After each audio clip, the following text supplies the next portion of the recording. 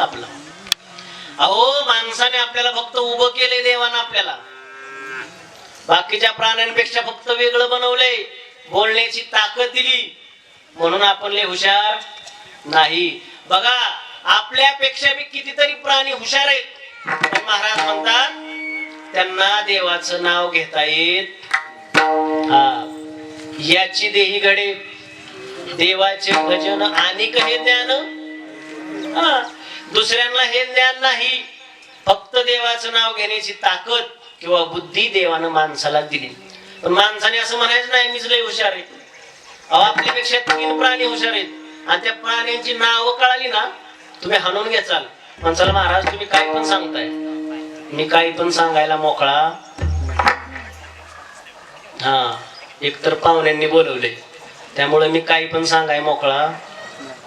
माझं जाऊ द्या, ज्यांचा अभंग आहे ते महाराज सुद्धा म्हणतात, तुकाराम महाराज मी पण काही पण सांगायला मोकळा, पुराव्याशिवाय बोलत. जर तुमचा माझ्यावर विश्वासच नसेल तर पहावे पुराण.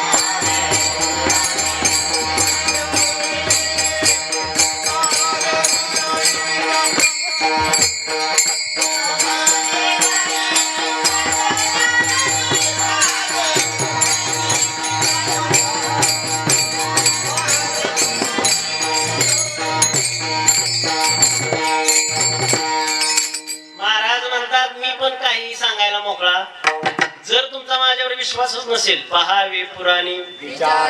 सगळं पुराणात लिहून ठेवले.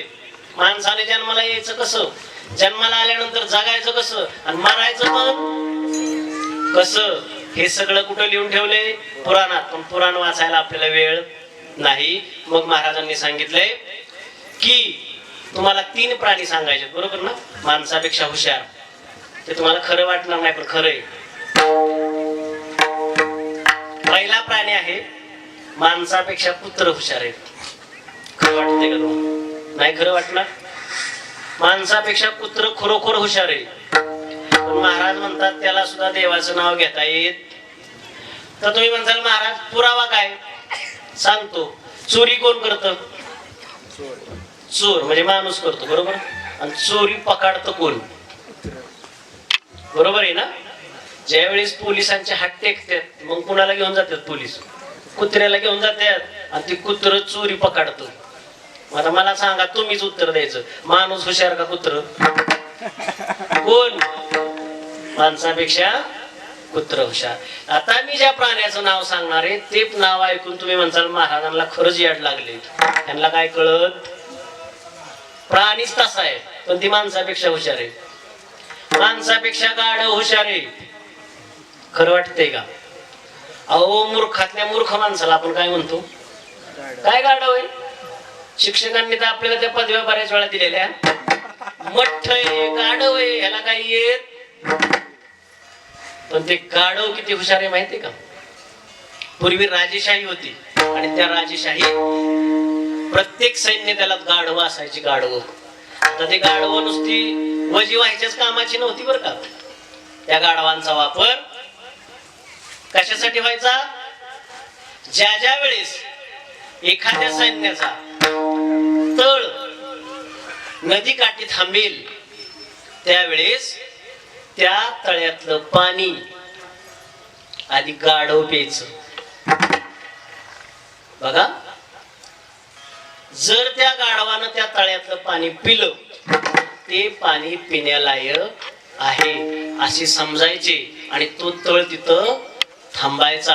कारण गाढव कधी गढूळ पाणी पीत, गाढव कधी गढूळ पाणी पीत. मी गाढवाचं सांगतोय, तुमच्यावर घेऊ नका. आणि माणूस पेल्याशिवाय राहत. कोण हुशार, गाढव का माणूस? गाढव. पण ह्याच्यापेक्षा तिसरा प्राणी साळुंकी, माणसापेक्षा सुंदर आवाज. हे तिन्ही प्राणी माणसापेक्षा हुशार असून सुद्धा महाराज म्हणतात यांना देवाचं नाव घेता येत नाही. पण तुम्हाला देवानं ती ताकद दिली, कारण आपण देवाला वचन दिले की देवा मी तुझं अखंड नाव घेईल, आणि तुम्ही जर ते घेतलं तर तुम्हाला दुसरं काही करायची गरज